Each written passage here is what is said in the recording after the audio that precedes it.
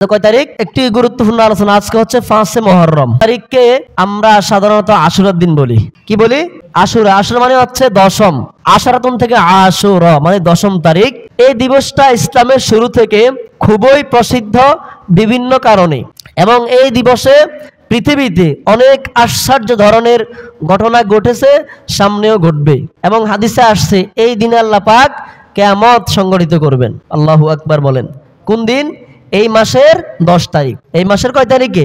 10 তারিখ আল্লাহ পাক কিয়ামত সংঘটিত করবেন। এবং এই দিবসটা খুব ঐতিহাসিক। ইতিহাসের অনেক পাতায় পাতায় এই দিবসটি স্বর্ণাক্ষরে লেখা রয়েছে। হযরত আদম আলা নবিয়িনা আলাইহিস সালাম কে আল্লাহ পাক যখন জান্নাত থেকে বের করে দিলেন এবং তার স্ত্রীকে বের করে দিলেন, দুইজন জমিনের দুই প্রান্তে যায় পড়লেন।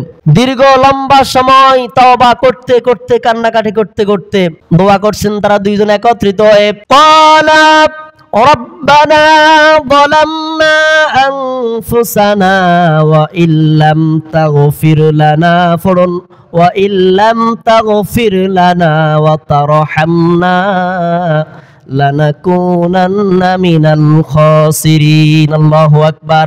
এই দোয়াটা সর্বপ্রথম পড়ছেন আমাদের জাতি, আমাদের আদি পিতা আদম আলাইহিস সালাম এবং আমাদের আম্মাজান হাওয়া আলাইহিস সালাম। এই দোয়া যখন পড়লেন, আল্লাহ পাক রব্বুল আলামিন মুহররমের 10 তারিখে, কোন সময় বলেন? মুহররমের 10ম তারিখে এই দুইজনের দোয়া কবুল করে তওবা কবুল করেছেন। বলেন সুবহানাল্লাহ। এই দিবসে হযরত মূসা আলাইহিস সালাম এবং তার সম্প্রদায়কে আল্লাহ পাক রব্বুল আলামিন ফেরাউনের কবল থেকে পৃথিবীর ইতিহাসে বিশ্ব কুখ্যাত একজন জালেম ছিল ফেরাউন। ঠিক নেই? এই ফেরাউন অত্যাচার অনেক বেশি মারাত্মক ছিল। এই ফেরাউন কোন মায়ের গর্ভে যদি সন্তান আসতো, যদি সে কোনোভাবে বুঝতে পারত এই মহিলার ঘরে ছেলে হয়েছে, কি হয়েছে, সে এটাকে মারার জন্য উঠে ফুটে লাগতো। আর যতগুলো মেয়ে জন্মগ্রহণ করতো সবগুলাকে সে জীবিত রাখতো। নাউজুবিল্লাহ বলবেন না? ছেলেদেরকে মেরে ফেলে আর মেয়েদেরকে কি করে? জীবিত রাখে। এরকম স্যার অনেক অকারেন্স দুনিয়াতে আছে। আল্লাহ পাক তার সম্প্রদায়কে এই দিবসে মুক্তি দিয়েছেন, আর ফেরাউনকে লোহিত সাগরের ভেতরে পানিতে ডুবাই সুবাই একবারে নেস্তে নাবুদ ধ্বংস করে দিস। আল্লাহু আকবার বলেন। ওই দিবসের সামনে আসতেছে 10ই মুহররম। তো একটা আমল বলে দিচ্ছি। রাসূল কারীম সাল্লাল্লাহু আলাইহি সাল্লাম যখন আপনার মক্কা থেকে মদিনায় হিজরত করলেন, সেখানে কি দেখেন যে এই যারা ইহুদি আছে তারা রোজা পালন করতেছে 10 তারিখে। রাসূল সাল্লাল্লাহু আলাইহি সাল্লাম বললেন, মা হাদাল ইয়াউম, কি কারণে তোমরা এই দিন রোজা পালন করো? এই দিনের তাৎপর্য, গুরুত্ব কি? তখন মদিনার ইহুদিরা এক বাক্যে জবাব দিল, হাদা ইয়াউমুন আযীমুন নাজ্জাল্লাহু মূসা ওয়া কওমাহু মিন আদুওয়িহিম। এই দিবসটা এত গুরুত্বপূর্ণ দিবস। এই দিবসে আল্লাহ পাক রব্বুল আলামিন হযরতে মূসা আলাইহিস সালাম এবং তার সম্প্রদায়কে তাদের শত্রু বাহিনী থেকে মুক্তি দান করেছেন। সুবহানাল্লাহ। এবং তাদেরকে সমুদ্রের ভেতরে ডুবিয়ে চুবিয়ে ধ্বংস করে দিয়েছেন। ফাসামাহু, এই জন্য আমরা এই দিবসে রোজা পালন করি। তখন আমার রাসূল বললেন, ফা আনা হাক্কু বিমূসা মিনকুম, ও মদিনার ইহুদিরা শোনো, তোমাদের চাইতে আমি এই দিবসে রোজা রাখার দিকে বেশি হকদার, বেশি অধিকার রাখি। কারণ মূসা হলো আমার দিনী ভাই। সুবহানাল্লাহ। মূসা আমার কি ভাই? দিনী ভাই। সেও নবী, আমিও নবী। অতএব তোমাদের চেয়ে আমার অধিকার বেশি, আমার গুরুত্ব বেশি, আমার রাখার দরকার বেশি, প্রয়োজনীয়তা বেশি। অতএব তিনি ফাসামাহু ও আমারা বিসিয়ামিহি, তিনি এই দিবসের রোজা পালন করলেন। আর সাহাবা একরামকে অর্ডার করলেন, নির্দেশ প্রদান করলেন যে তোমরাও কি রাখো?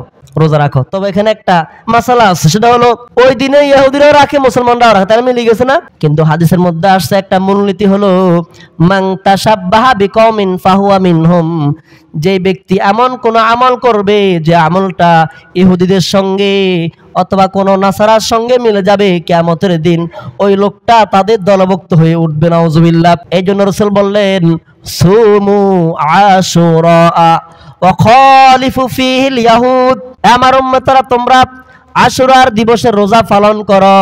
ওয়া খালিফুল ইয়াহুদা ফীহি, আর ওই রোজাটা পালন করতে গিয়ে তোমরা ইহুদিদের সাথে মিল রাখবা না, বরং তারা যে পন্থায় রোজা পালন করে তোমরা তার বিপরীত আমল করবা। সেটা কিভাবে? রাসূলুল্লাহ ব্যাখ্যা করে দিলেন, সুমু ইয়াওমান ক্বাবলাহু আও বা'দা, তোমরা 10ম তারিখে রোজা রাখবা, আর তার আগের দিন অথবা পরের দিন আরেকটা রোজা রাখবা, মোট 2টা রাখবা। কয়টা? 9, 10 অথবা 10, 11। 9, 10 অথবা 10, 11। কিন্তু আশুরা রোজা হলো একটা। আশুরা রোজা কয়টা? একটা। বারে রাখতে হবে কি জন্য? একটা, যাতে করে ইহুদিদের সঙ্গে আমলটা মিলে না যায়, এজন্য আরেকটা রোজা বাড়ায় রাখতে হবে। রাখলে কি লাভ হবে?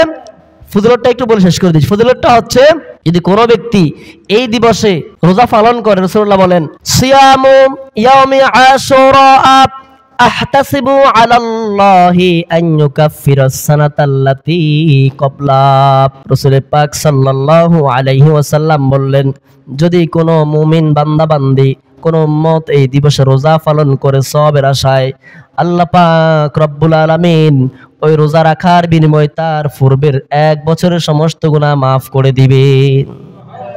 এজন্য মাইকের আওয়াজ যেহেতু মা বোনদের কানে গেছে, আওয়াজ শুনছেন, অনেকে হয়তো শুনেন না বৃষ্টির কারণে, তো আপনারা সকলে বাড়ি থেকে আমলটা বলে দিবেন যে এই সামনের আপনার 9 তারিখ, 10 তারিখ অথবা 10 তারিখ, 11 তারিখ, আজকে 5 তারিখ চলতেছে, সেই হিসাবে তারিখ মিলে আজকে কয় তারিখ?